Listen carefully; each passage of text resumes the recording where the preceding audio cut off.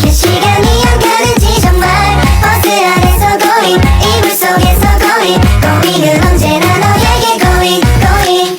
Assalamualaikum warahmatullahi wabarakatuh. Waalaikumsalam warahmatullahi wabarakatuh.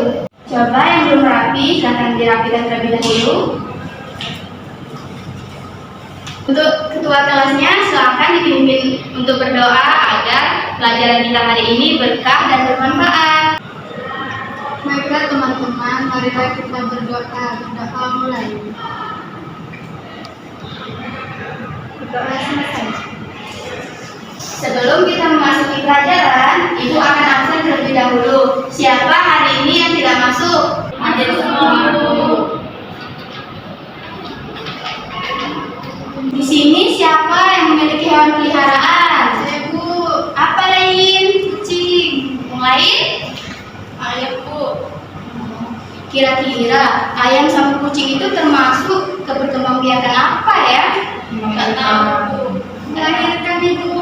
Jadi kita hari ini akan belajar tentang perkembangbiakan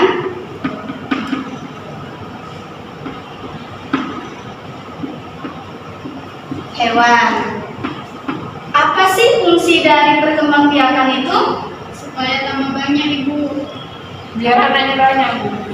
Ya, jadi perkembangbiakan ini berfungsi agar tidak terjadinya kepunahan. Perkembangbiakan ini dibagi menjadi dua, anak-anak. Yang pertama itu perkembangbiakan secara generatif.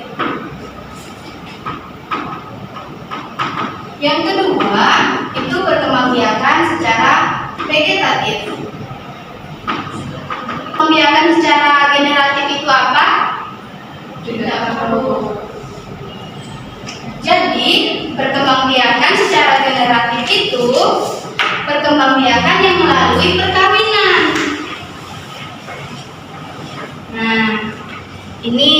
Nah, perkembangbiakan secara generatif itu dibagi menjadi tiga, anak-anak. Ada ovipar, ada apipipar, dan ada opopipipar. Yang pertama, Ibu akan membahas tentang perkembangbiakan secara ovipar, yaitu Ayam. perkembangbiakan secara bertelur. Nah, perkembangbiakan secara bertelur ini contohnya itu bangsa unggas. Bangsa unggas itu apa sih? Ayam. Burung. Ya, benar. Ada ayam, ada angsa, ada merpati. Nah, yang kedua itu pipipar, yaitu melahirkan. Ciri khususnya itu memiliki daun telinga, memiliki kelenjar susu. Contoh hewannya yaitu ada sapi, ada kucing, ada harimau, ada kambing, ada singa, dan lain-lain. Nah, yang terakhir itu ada perkembangbiakan secara opopipipar. Opopipipar ini yaitu perkembangbiakan yang secara bertelur sekaligus melahirkan. Contohnya itu ada kuda laut, ada ikan hiu. Untuk lebih jelasnya anak-anak, mari kita lihat video berikut. Nah, perkembangbiakan ini yaitu memadukan antara bertelur dan melahirkan.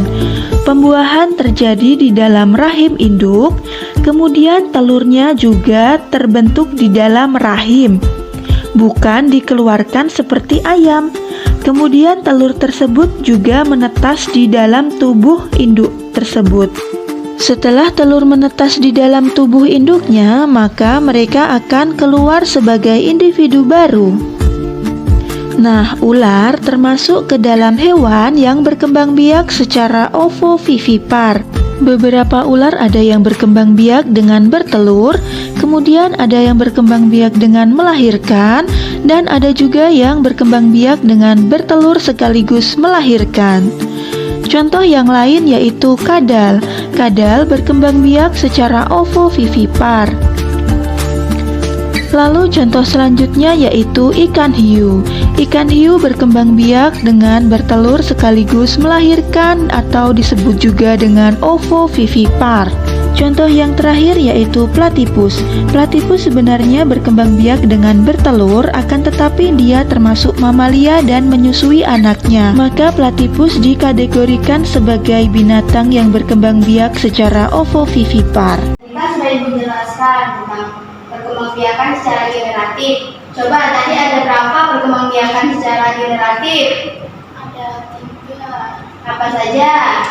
Ovovivipar, Terus? Terus? ovovivipar. Nah, ini anak-anak ada lagu tentang perkembangbiakan hewan. Ayo kita nyanyi bersama-sama. Ayo.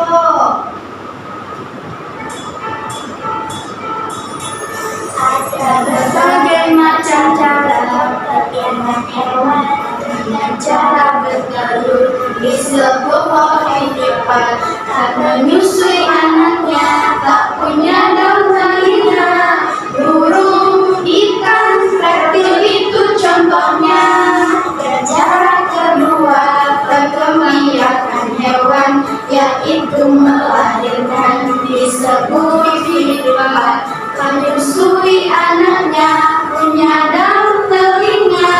Sapi, kucing, kambing, lumba-lumba. Itu cara ketiga perkembangbiakan hewan bertelur melahirkan atau ovovivipar. Tak punya ciri khusus, contohnya ikan pari, hiu, kadal, dan kelelawar. Ayo kita pahami perkembangbiakan hewan ada 3 jenisnya. Yang pertama ovipar, yang kedua vivipar, ketiga ovovivipar. Ayo ingat jangan sampai lupa. Selanjutnya kita akan memasuki yaitu tentang perkembangbiakan secara vegetatif. Nah, perkembangbiakan secara vegetatif ini yaitu perkembangbiakan tanpa melalui perkawinan. Ada 3 yaitu fragmentasi, contohnya itu planaria. Ada tunas, contohnya hidra, dan ada membelah diri, contohnya amuba. Nah, coba kalian perhatikan video berikut ya anak-anak.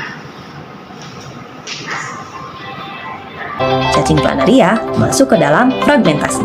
Fragmentasi adalah perkembangbiakan hewan dengan cara melakukan pembelahan pada bagian tubuhnya.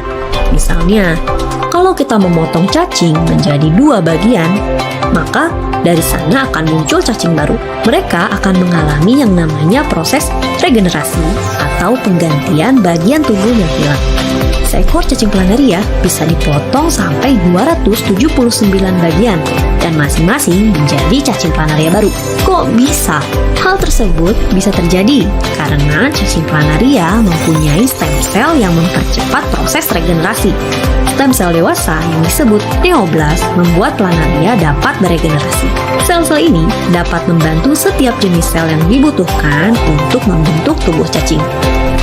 Satu lagi keunikan dari cacing ini adalah mampu menyembuhkan luka dengan waktu yang cepat. Diperkirakan hanya membutuhkan waktu 30 menit.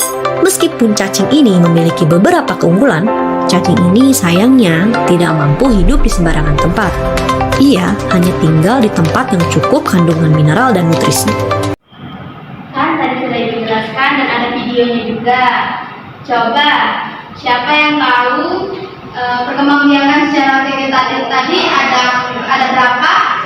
3. Coba sebutkan. Fragmentasi, tunas, Membelah diri. Ya,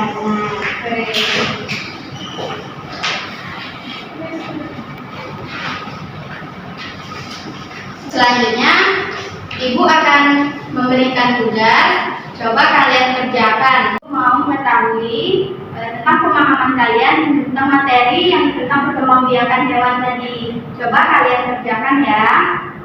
Ini Leilin, ini untuk Ama, dan ini untuk Ganti. Gimana anak-anak soalnya? Apakah bisa dipahami? Apakah sudah ada yang selesai anak-anak? Saya ini kumpulkan. Terima kasih ya. Baiklah anak-anak, untuk materi ini cukup sampai di sini dulu ya. Ibu akhiri, wabillahi taufiq wal hidayah. Wassalamualaikum warahmatullahi wabarakatuh.